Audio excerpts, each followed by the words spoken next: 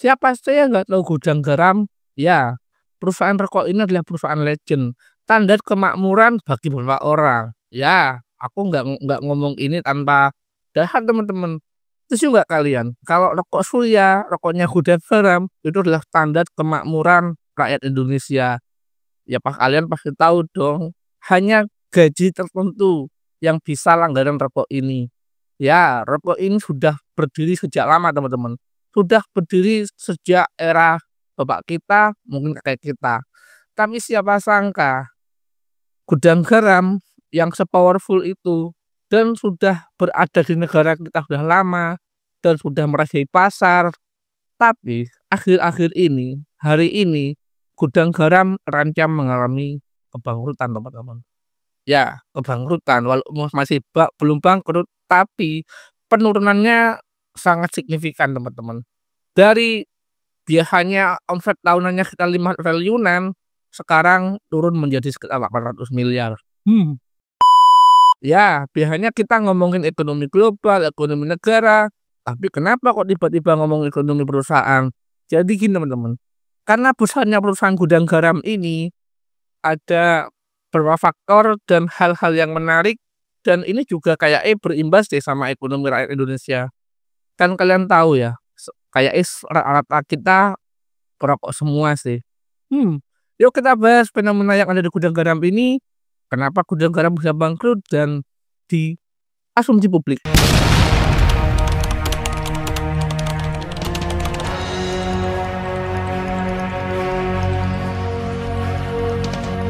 Fakta ini sebenarnya terbalik dengan kenaikan cukai, teman-teman. Kenaikan cukai dan kenaikan harga rokok. Ya, dalam 5 tahun terakhir ini cukai mengalami kenaikan sebesar 63%, teman-teman.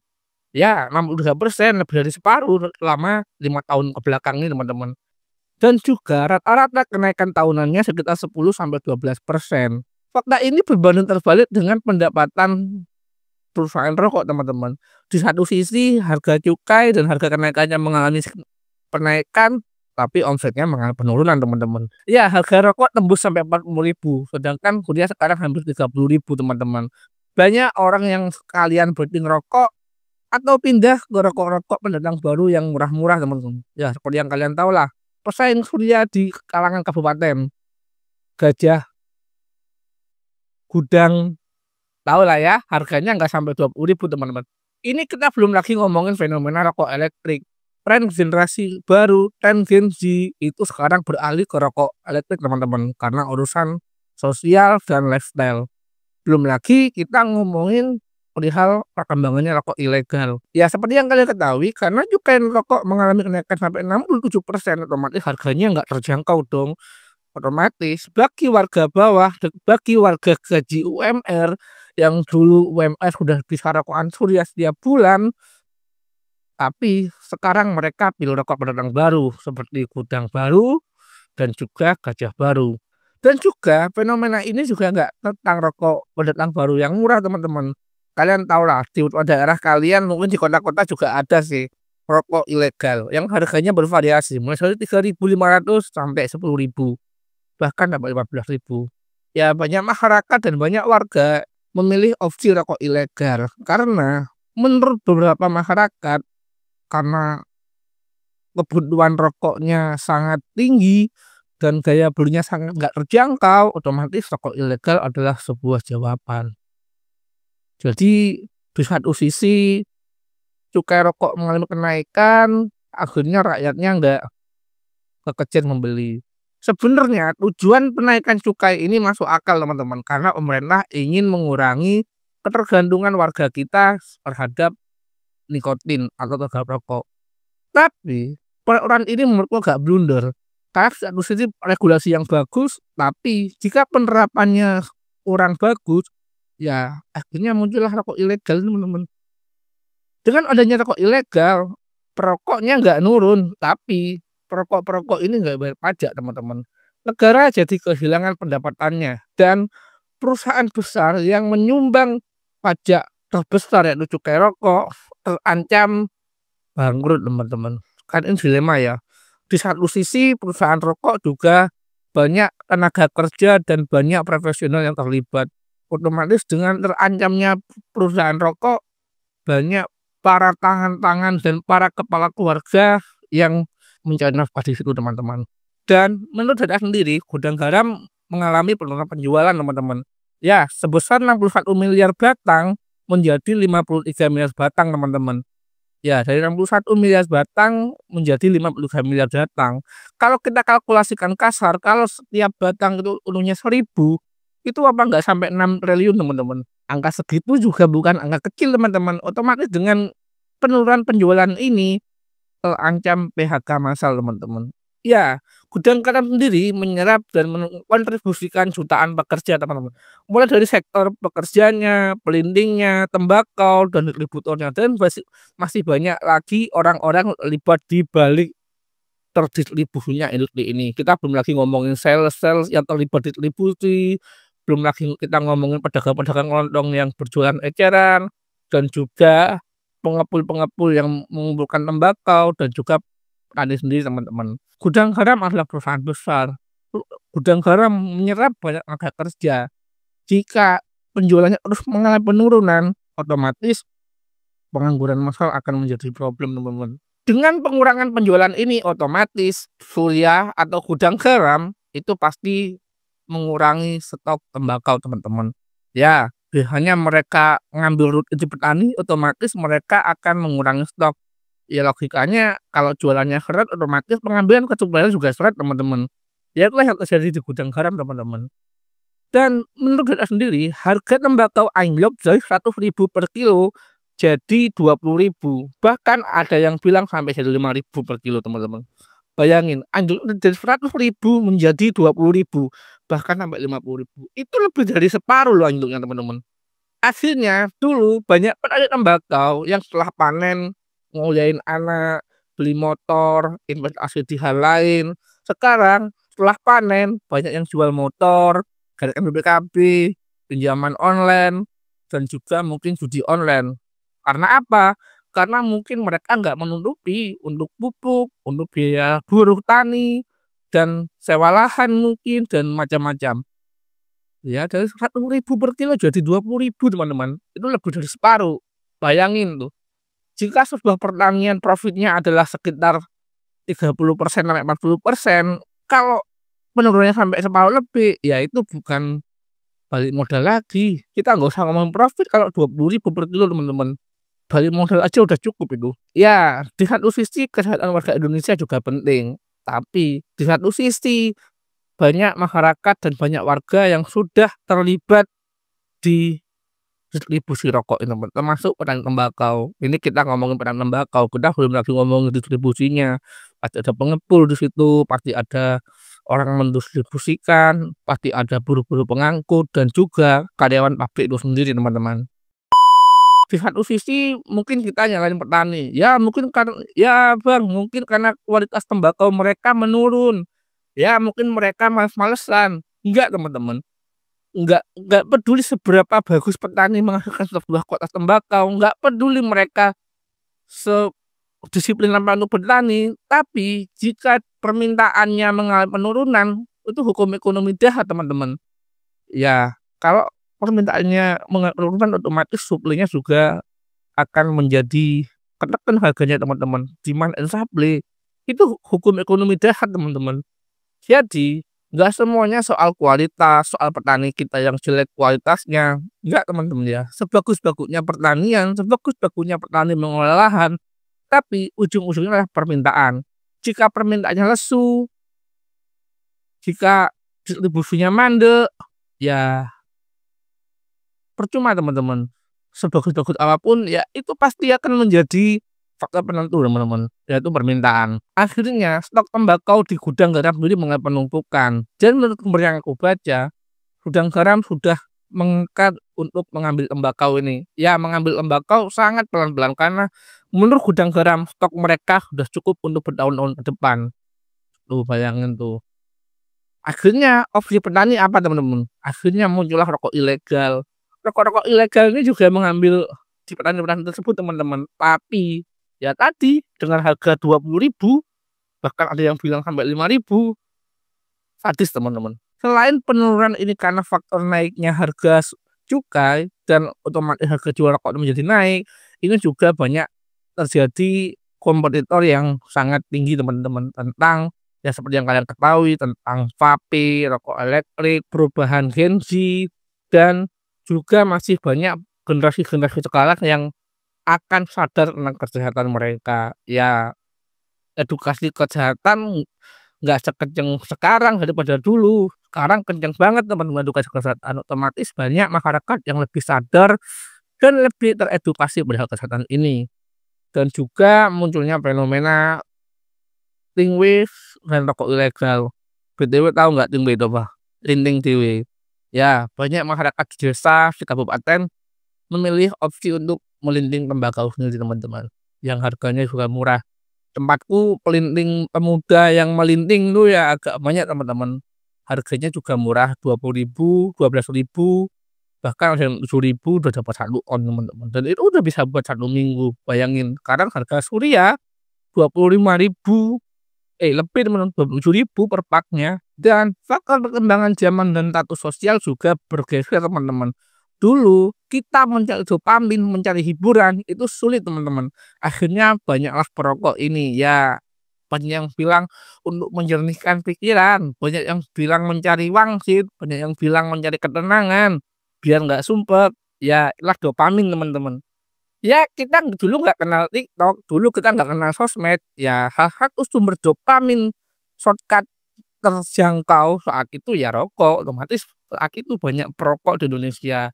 Dengan kerasnya kehidupan ini, dengan banyaknya kebutuhan dan tekanan ekonomi, ya rokok menjadi salah satu pelampiasan dopamin termudah teman-teman. Tapi zaman sekarang banyak cara untuk mendapatkan dopamin tersebut teman-teman, yaitu sosial media, apalagi scroll TikTok. Ya buat generasi Gen Z dan bawah Gen Z, kalian pilih mana?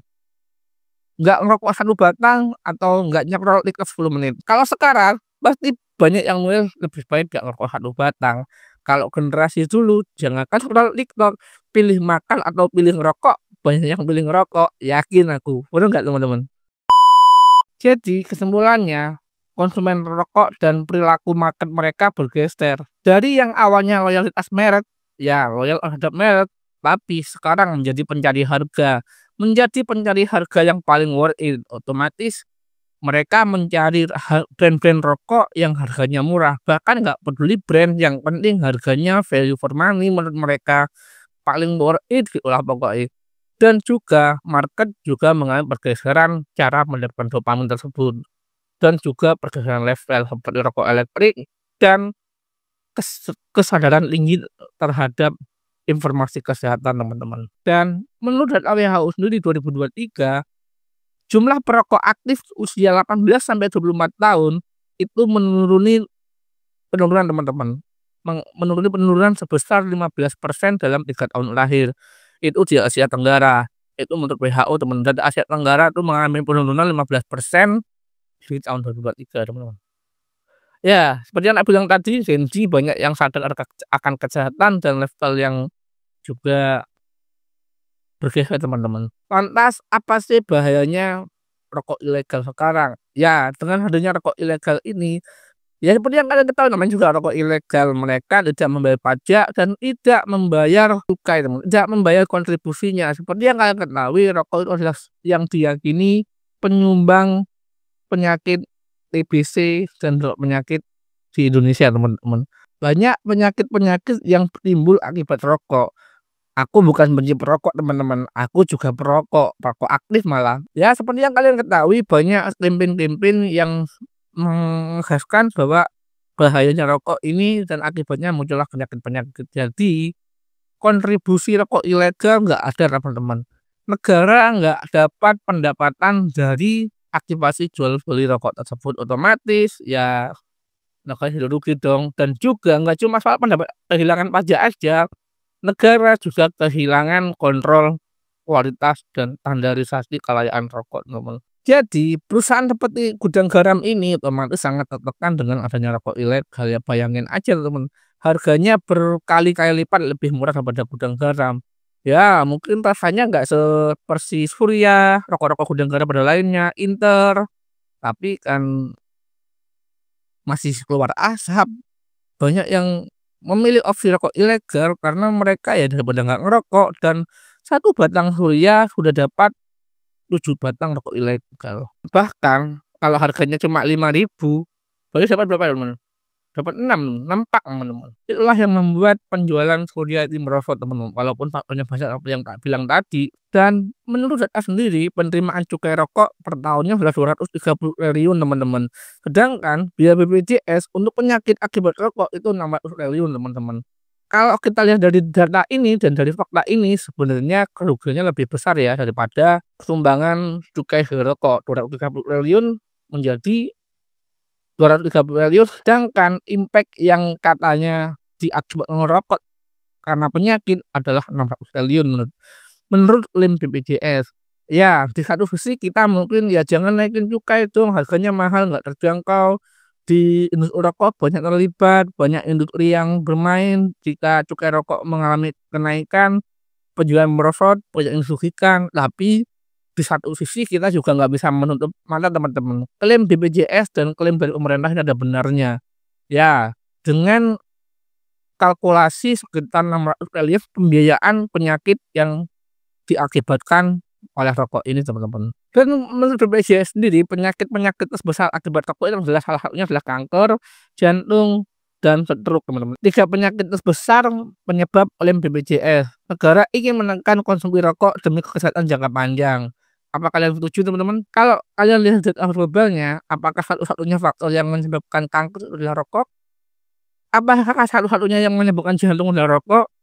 Dan apakah satu-satunya faktor yang menyebabkan stroke adalah rokok? Kalau menurutku, rokok juga berkontribusi terhadap 3 penyakit tersebut, teman-teman. Tapi menurut dari sumber yang aku baca, menurut dari jurnal-jurnal medis yang aku baca, tidak akan pernah ada satu faktor tunggal yang mempengaruhi munculnya sebuah penyakit, teman-teman. Ya, yang aku yakini gula juga salah satu faktor terbesar penyakit diabetes, teman-teman. Tapi ini aku nggak membela kaum merokok juga, teman. Aku di sini bersikap netral walaupun aku seorang perokok. Campaign-campaign kesehatan anggaplah kita berpikir seperti BPJS. Ya, berarti kerugian negara akibat rokok nggak sebanding dengan cukai.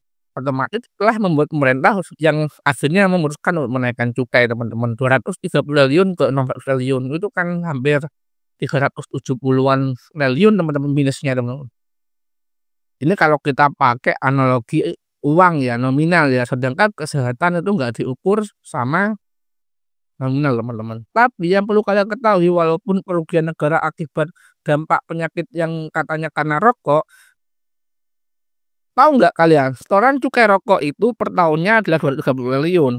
Tapi itu sebenarnya yang lebih gede dan berkali-kali lipat lebih gede daripada setoran dividen dari seluruh BUMN, teman-teman. Orang dividen dari semua BUMN yang ada di Indonesia yang masuk ke negara tiap tahunnya dan per tahun 2023 itu hanya 80 triliun, teman-teman. Artinya pabrik rokok jadi penyumbang terbesar APBN setelah pajak dan biaya impor. Tapi sayangnya dampaknya juga paling mahal, teman-teman. BUMN semua BUMN aja cuma 80 triliun, teman-teman. Dan dengan adanya fenomenanya pergeseran market, otomatis Jarum Group juga beralih mulai masuk ke BCA, ke tiket.com ya, dengan cara mengambil sahamnya. Dan juga Sampurna juga mulai investasi ke pertanian dan properti, teman-teman. Sedangkan Gudang Garam sendiri sebenarnya sudah melakukan defense, yaitu dengan cara bangun sebuah bandara. Tapi sayangnya bandaranya sepi, teman-teman. Ini bukan soal bangkrut, ini soal adaptasi. Ya, ketika pemain-pemain lain sukses untuk menjaga defensi mereka dengan mengalihkan beberapa dana perusahaan di BCA, tiket.com, seperti yang dilakukan oleh Jarum dan juga Sampurna yang sudah mulai bergerak di sektor properti. Sebenarnya sudah melakukan, teman-teman. Gudang Garam lebih tepatnya sudah melakukan. Cuman pembangunan bandara yang ada di Kediri ini dengan kapasitas 1,7 orang, tapi yang terbang baru 14.000. Ini kayak bikin mall tapi isinya cuma satpam, ya. Ulah bisnis, teman-teman. Aset tembakau Gudang Garam menumpuk, nilai saham tekan. Jika tren tidak berubah, saham Gudang Garam bisa tembus 6.000 dari 70.000, teman-teman, per lembarnya. di masa jaya-jayanya. Dari 70.000 diprediksi dan diperkirakan akan menyentuh angka 6.000. Apa sih yang bisa kita simpulkan dari fenomena ini? Ya, dari fenomena ini kita belajar bahwa perubahan zaman, bahwa perilaku market dan status sosial juga sudah bergeser. Dulu banyak orang yang mencari dopamin itu ya hanya rokok aja opsinya, hiburan kurang teman-teman. Dulu hiburan mahal, sekarang hiburan cukup di genggaman tangan kalian semua yaitu smartphone. Kita scroll TikTok 10 menit sudah mengalami peningkatan dopamin, sudah merasa rileks, sudah healing bahasa sekarangnya.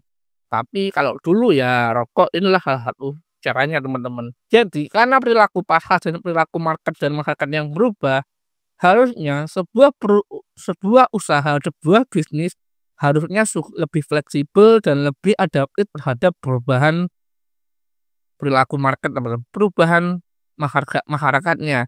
Ya, soalnya sebuah usaha, sebuah bisnis membuat sebuah produk itu juga ujung-ujungnya dijualnya ke masyarakat, teman. Ujung-ujungnya dijualnya ke warga, teman-teman. Ya, harusnya gudang garam mulai beralih ke rokok elektrik, ke beberapa rokok spot. Tapi seperti yang kalian ketahui, kayak untuk jangka panjangnya karena kesadaran Gen Z ke bawah ini mulai melek akan kejahatan, kayak industri ini agak sulit bertahan teman-teman ya. Karena kerasnya campaign-campaign tentang kesehatan, tentang problem rokok ini teman-teman. Menurut kalian gimana? Apakah dalam jangka panjangnya rokok ini dapat survive teman-teman?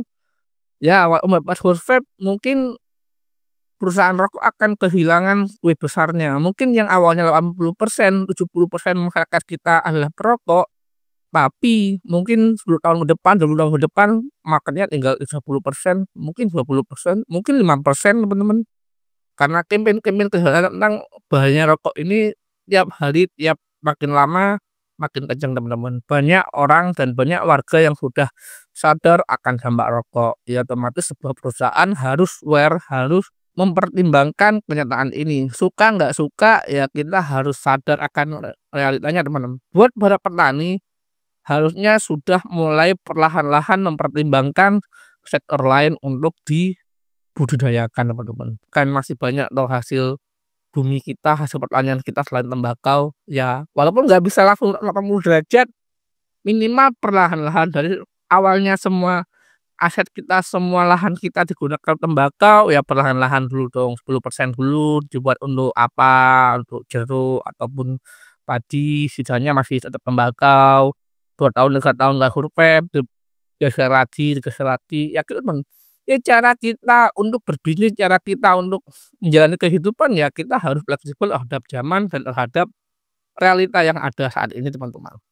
Mungkin segitu dulu video kali ini dan aku Bang Tejo pamit undur diri dan bye-bye.